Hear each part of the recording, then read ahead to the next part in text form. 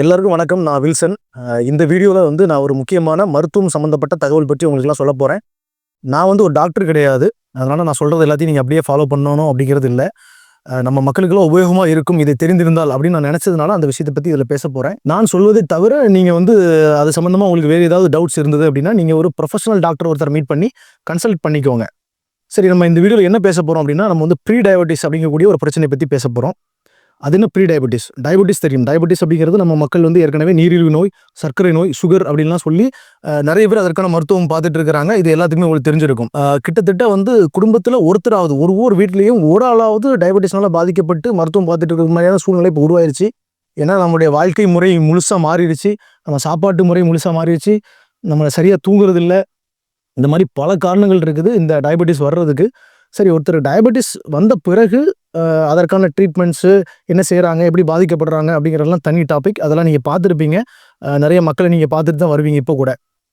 சரி, எந்த பிரச்சனையுமே வர்றதுக்கு முன்னாடி தடுக்கிறது ரொம்ப ரொம்ப நல்லது. குறிப்பாக இந்த நீரிழிவு நோயும் கூட பிரச்சனை வந்து அதற்கு பிறகு மிகப்பெரிய பாதிப்புகளை சந்திக்கிறதுக்கு முன்னாடி அது வராமலே தடுக்கிறது ரொம்ப ரொம்ப நல்லது. நம்ம வந்து இப்போ இந்த ரெண்டை பற்றியுமே பேச போகிறதில்ல. ஒன்று, நம்ம வந்து முழுமையாக டயபெட்டிஸ் வராமல் தடுக்கிறத பற்றியும் பேச போகிறதில்ல. டயபெட்டிஸ் வந்த பிறகு அதற்கான மருத்துவம் பற்றியும் நம்ம பேச போகிறதில்ல. இந்த இரண்டுக்கும் நடுவில் ப்ரீ டயபெட்டிஸ் அப்படின்னு ஒரு நிலை இருக்குது. அது என்ன அப்படின்னா, சர்க்கரை நோய்க்கு சற்று முந்தைய நிலை. சர்க்கரை நோய் எனக்கு ஆரம்பிக்க போகிறது ஒருத்தருக்கு அப்படின்னா, அந்த அளவை தொடுவதற்கு முன்பு அதற்கு பக்கத்தில் நம்ம நெருங்கி விட்டோம் அப்படிங்கக்கூடிய ஒரு அலர்ட் தரக்கூடிய இந்த ப்ரீ டயபெட்டிஸ் அப்படிங்கக்கூடிய ஒரு நிலை. இதை பற்றி நம்ம மக்கள் எல்லாருமே ரொம்ப தெளிவாக தெரிஞ்சு வச்சிருக்கணும். சரி, ஏன் வந்து மக்கள் இந்த ப்ரீ டயபெட்டிஸ் பற்றி தெரிஞ்சிருக்கணும் அப்படின்னு பார்த்தீங்கன்னா, இதில் ரெண்டு விஷயங்கள் இருக்குது. ஒன்று வந்து இந்த ப்ரீ டயபெட்டிஸ் நிலைமையிலேயே நீங்கள் கண்டுபிடிச்சிட்டீங்க அப்படின்னா, நீங்கள் சரியான ஆக்ஷன்ஸ் எடுத்தீங்க அப்படின்னா, அதை பற்றி நம்ம பேசுவோம். அந்த மாதிரி சரியான ஆக்ஷன்ஸ் எடுத்தீங்கன்னா முழுமையாக டயபெட்டிஸ்குள்ளே போகாமலேயே ரிவர்ஸ் பண்ணி நீங்கள் நார்மல் நிலைமைக்கு வருவதற்கான வாய்ப்புகள் இருக்குது. அல்லது அட்லீஸ்ட் உங்களுக்கு டயபெட்டிஸ் வருவதை சில வருடங்கள் வந்து தள்ளி போடுறது, சில மாதங்கள், சில வருடங்கள் தள்ளி போடுவதற்கான வாய்ப்புகளும் இதில் இருக்குது. ரொம்ப ஸ்ட்ரிக்டாக நீங்கள் ஃபாலோ பண்ணீங்கன்னா ரிவர்ஸ் பண்ணுறதுக்கான வாய்ப்புகளும் கூட இருக்குன்னு சொல்கிறாங்க. சரி, இந்த ப்ரீ டயபெட்டிஸ் இருக்குது அப்படிங்கிறது எப்படி கண்டுபிடிக்கிறது? இப்போ நான் ஒரு டாக்டர் கிடையாது. ஆனாலும் நான் வந்து நீங்கள் உங்களில் சில பேர் தெரிஞ்சிருக்கலாம், நான் டாக்டர் இன்டர்வியூ அப்படின்னு இன்னொரு சேனலில் வந்து மருத்துவர்களை வந்து நான் வந்து இன்டர்வியூ பண்ணிட்டு இருக்கிறேன். அதில் ஒரு குறிப்பிட்ட மருத்துவர் வந்து இந்த சுகர் சம்பந்தமான நிறைய தகவல்கள், ரொம்ப முக்கியமான தகவல்கள்லாம் பேசியிருந்தாங்க. அந்த வீடியோவில் அவர் சொல்லியிருந்த தகவல்களின் அடிப்படையில் நான் உங்களுக்கு ஒரு சில வேல்யூக்கள் சொல்கிறேன். அதை நீங்கள் தெரிஞ்சு வச்சுக்கோங்க. இதை தவிர நீங்கள் இன்டர்நெட்டை படித்தோ இல்லை நீங்கள் வந்து ஒரு ப்ரொஃபஷனல் மருத்துவரை சந்திச்சோ நீங்கள் சம்மந்தமாக நீங்கள் நிறைய தகவல்கள் கேட்டு தெரிஞ்சுக்கோங்க. ஸோ எப்போ வந்து ஒருத்தருக்கு சுகர் இல்லை, எப்பொழுது ப்ரீ டயபெட்டிஸ்குள்ளே இருக்கிறாரு, எப்போ வந்து அவருக்கு முழுமையாக டயபெட்டிஸ் வந்துருச்சு அப்படிங்கிறத பிரித்தறியக்கூடிய வேல்யூஸ் நான் இப்போ உங்களுக்கு சொல்ல போகிறேன். இந்த டயபெட்டிஸ் இருக்கா இல்லையா அப்படின்னு டெஸ்ட் பண்ணுறதுக்கு உங்களுக்கு எல்லாம் தெரியும். ரத்தத்தை எடுத்து ரத்தத்தில் சர்க்கரையினுடைய அளவு எவ்வளவு இருக்குது அப்படின்னு சொல்லுவாங்க. அந்த அளவு வந்து mg/dl அப்படின்னு எழுதியிருப்பாங்க. mg/dL அப்படிங்கிறது தான் அந்த வேல்யூடைய அளவு. இந்த அளவு வந்து பார்த்தீங்கன்னா, இந்த சர்க்கரையை டெஸ்ட் பண்ணுறதே வந்து 3 விதமாக டெஸ்ட் பண்ணுவாங்க. ஒன்று வந்து ஃபாஸ்டிங் சுகர்னு சொல்லுவாங்க. சாப்பிடாம காலையிலேயே போய் இந்த பிளட்டை கொடுத்து இந்த வேல்யூ செக் பண்ணுவாங்க. அந்த வேல்யூ செக் பண்ணும் பொழுது 110க்கு கீழே இருந்தால், 110க்கு கீழே இருந்தால் உங்களுக்கு சுகர் இல்லை. 110லிருந்து 125 வரைக்கும் இருந்துச்சுன்னா நீங்கள் வந்து ப்ரீ டயபெட்டிஸில் இருக்கிறீங்க. இந்த 125க்கு மேலே இருந்தால் உங்களுக்கு டயபெட்டிஸ் ஏற்கனவே வந்துடுச்சு அப்படிங்கிறது அர்த்தம். இதில் இந்த அளவில் வந்து சின்ன சின்ன மாறுபாடுகள் ஒவ்வொரு டாக்டர்ஸ் பொறுத்து சொல்லிட்டு இருக்கிறாங்க. ஸோ இது தெரிஞ்சுக்கோங்க. அடுத்து வந்து போஸ்ட் பிராண்டைல் பிளட் சுகர் அப்படின்னு ஒரு வேல்யூ சொல்கிறாங்க. அது எப்படி அப்படின்னா, நீங்கள் வந்து காலையில் டிஃபன் சாப்பிட்ட பிறகு 1.25 மணி நேரம் 2 மணி நேரம் கழித்து இந்த டெஸ்ட் பிளட் எடுத்து திரும்பியும் செக் பண்ணுவாங்க. அல்லது சில பேருக்கு வந்து பார்த்தீங்கன்னா, ப்ரெக்னென்ட் லேடிஸுக்குலாம் இந்த சுகர் டெஸ்ட் பண்ணுறதுக்காக என்ன பண்ணுவாங்கன்னா, குளுக்கோஸ் வாங்கி அந்த குளுக்கோஸை கலக்கி தண்ணியாக குடிக்க வச்சுட்டு அதற்கு பிறகு இந்த குறிப்பிட்ட நேரம் 1.25 மணி நேரம் 2 மணி நேரம் கழித்து இந்த டெஸ்ட் பண்ணுவாங்க. இந்த போஸ்ட் பிராண்டைல் செக் பண்ணும் பொழுது 160க்கு கீழே இருந்தால் உங்களுக்கு சுகர் இல்லை. 160லேருந்து 200 வரைக்கும் இருந்தால் நீங்கள் ப்ரீ டயபெட்டிஸில் இருக்கிறீங்க. 200க்கு மேலே இருந்துச்சு அப்படின்னா நீங்கள் உங்களுக்கு ஏற்கனவே டயபெட்டிஸ் இருக்குது அப்படிங்கிறது அர்த்தம். இதையும் தவிர 3 மாதத்திற்கு ஒரு முறை 3 மாதத்தினுடைய ஆவரேஜ் காட்டக்கூடிய ஒரு டெஸ்ட் ஒன்று பண்ணுறாங்க. HbA1c அப்படின்னு அந்த வேல்யூ சொல்லுவாங்க. அந்த HbA1c வந்து 5.7க்கு கீழே இருந்துச்சு அப்படின்னா உங்களுக்கு டயபெட்டிஸ் இல்லை. 5.7லேருந்து 6.5 வரைக்கும் இருந்தால் நீங்கள் ப்ரீ டயபெட்டிஸில் இருக்கிறீங்க. 6.5க்கு மேலே இருந்தால் உங்களுக்கு ஏற்கனவே டயபெட்டிஸ் வந்துருச்சு அப்படின்னு நீங்கள் புரிஞ்சுக்கணும். சரி, ஆனால் இந்த 3 டெஸ்ட்டுமே வந்து நீங்கள் வந்து ஒரு மருத்துவரை சந்தித்து அந்த மருத்துவர் ஆலோசனையின் பேரில் நீங்கள் இந்த டெஸ்ட் எடுத்து இந்த வேல்யூஸ் தெரிஞ்சுக்கலாம். அது மட்டும் இல்லாமல் நீங்கள் நேரடியாக போய் ஒரு லேபில் போய் எனக்கு இந்த டெஸ்ட்லாம் பண்ணணுங்க அப்படின்னு சொன்னீங்கன்னா செல்ஃபாகவே ரெஃபர் பண்ணி இந்த டெஸ்ட் எடுத்து உங்களுக்கு ரிப்போர்ட் தரவும் செய்வாங்க லேப்ஸில். சரி, ஓகே. இப்போ இந்த விஷயத்தில் மக்கள் செய்யக்கூடிய தவறுகள் என்ன அப்படிங்கிறத நம்ம பார்க்கலாம். இப்போ நம்ம வாழ்க்கை முறை ஏற்கனவே மாறிடுச்சு நான் சொன்னேன். நிறைய பேருக்கு சுகர் வருதுன்னு தெரியுது. அப்போ வந்து ஒரு 35 வயது 30 வயதுக்கு மேலே இப்போ நிறைய பேர் சுகரால பாதிக்கப்படுறாங்க. 35 வயதுக்கு பிறகு கூட கண்டிப்பாக ஒரு 6 மாதத்திற்கு ஒரு முறையாவது நீங்க வந்து உங்களுடைய சுகர் லெவல் எந்த மாரி இருக்கு அப்படின்னு நீங்க டெஸ்ட் பண்ணிக்கணும். ஒரு டாக்டர் கன்சல்டேஷன் பண்ணியோ, இல்ல நீங்க போய் செல்ஃபாவாவது நீங்க ஒரு லேப்லயோ பிளட் குடுத்து எவ்வளவு உங்களுக்கு பிளட் சுகர் இருக்குது அப்படின்னு நீங்க தெரிஞ்சுக்கணும். சரி அந்த மாரி செக் பண்றோம். செக் பண்ணும்பொழுது இந்த நான் சொன்ன அளவுகள்ல ப்ரீ டயபெட்டிஸ்க்குள்ள நீங்க வந்துட்டீங்க அப்படின்னு வச்சுக்கோங்க. டயபெட்டிஸ் லெவலை அதாவது நீங்க டயபெட்டிஸ் இல்லாமல் இருக்கக்கூடிய நார்மல் லெவலை தாண்டி லேசாக உங்களுக்கு அதிகமாக இருக்கிறது அப்படின்னே வச்சுப்போம். ஒரு 5 பாயிண்ட் தான் அதிகமா இருக்குதுங்க. அப்படின்னா கூட நம்ம மக்கள் என்ன செய்றாங்க அப்படின்னா, இதெல்லாம் ஒண்ணும் இல்லங்க. இது எனக்கு கரெக்ட்டா இருக்க வேண்டிய அளவுல இருந்து கொஞ்சம் தாங்க கூட இருக்குது. அதெல்லாம் நான் சரி பண்ணிடுறேன். அது ஒண்ணும் பிரச்சனை இல்ல அப்படின்னு பேசிட்டு, அதற்கு பிறகு அவங்க நார்மல் லைஃப்ப அப்படியே கன்டின்யூ பண்றாங்க. ரொம்ப நாள் கழித்து, திரும்ப 1 வருடம் கழித்து, 2 வருடம் கழித்து, சில வருடங்கள் கழித்து வேற ஏதோ பிரச்சனைக்காக ஹாஸ்பிட்டல் போறாங்க அப்படின்னா, அப்ப பிளட் டெஸ்ட் பண்ணும்போது நிறைய பேருக்கு டயபெட்டிஸ் இருக்குது. ஸோ இதுக்கு முக்கியமான காரணம் என்னன்னு பார்த்தீங்கன்னா, இந்த ப்ரீ டயபெட்டிஸ் லெவல்லயே அவங்க அத கண்டுபிடிக்காததுக்கு ஒரு காரணம். கண்டுபிடித்தாலும் அதை ரொம்ப அசால்ட்டாக விட்டது ஒரு காரணம். ஸோ 35 வயதுக்கு பிறகு கண்டிப்பாக குறிப்பாக உடல் வந்து பருமனா இருக்கக்கூடியவங்க, அதே மாரி ஒரே இடத்துல உட்கார்ந்து ரொம்ப நேரம் வேலை செய்யக்கூடியவங்க, நிறைய ஸ்ட்ரெஸ்ஸுக்குள்ள போறவங்க, இல்ல வந்து இந்த தம்மு, தண்ணி இந்த மாரியான பழக்கவழக்கங்கள் வச்சிருக்கிறவங்கலாம் நீங்க கண்டிப்பா போய் பிளட் டெஸ்ட் பண்ணிக்கோங்க.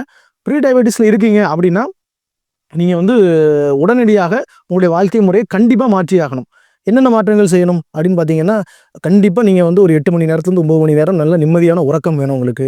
சாப்பாட்டு முறைகள்ல நீங்க நிறைய மாற்றம் செய்யணும். கார்போஹைட்ரேட் உணவுகள் அப்படின்னு சொல்லப்படக்கூடிய நம்ம அரிசி, அரிசி சார்ந்த மற்ற உணவுகள கொஞ்சம் குறைச்சிட்டு, நீங்க வந்து நல்ல புரோட்டீன் இருக்கக்கூடிய உணவுகள், அதாவது புரதச்சத்து நிறைந்த உணவுகள், காய்கறிகள், பழங்கள் இதெல்லாம் நீங்க கொஞ்சம் அதிகமா சாப்பிட ஆரம்பிக்கணும். அது போக கண்டிப்பா உங்களுடைய வாழ்க்கை முறையில நீங்க வந்து வாக்கிங், எக்ஸர்சைஸஸ் வந்து கண்டிப்பா ஆட் பண்ணிக்கணும்.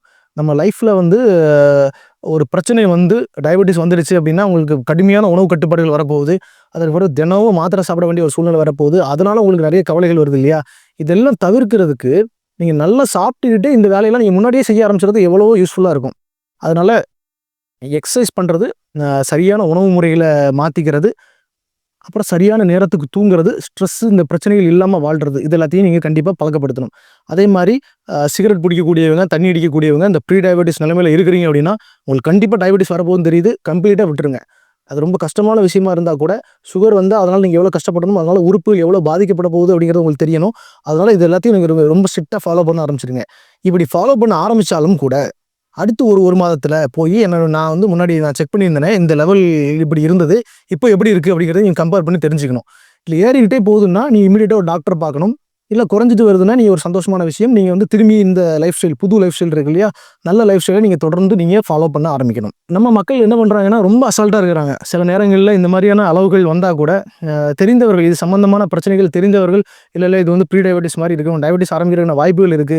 நீ ரொம்ப கவனமா இருக்கணும். செக் பண்ணிக்கோ அப்படின்னு சொன்னா கூட அத கண்டுக்கிறதே இல்ல. நானே நிறைய பேர்ட்ட அந்த மாரி அளவுகள் பார்த்து சொல்லியிருக்கிறேன். அவங்க வந்து அத ஒரு பெருசா மதிக்காம, அதற்கு பிறகு சில வருடங்கள் கழித்து ரொம்ப அதிகமான டயபெட்டிஸ்ல போய் ரொம்ப கஷ்டப்பட்டு மாத்திரைகள் சாப்பிட்டுட்டு இருக்கிறாங்க.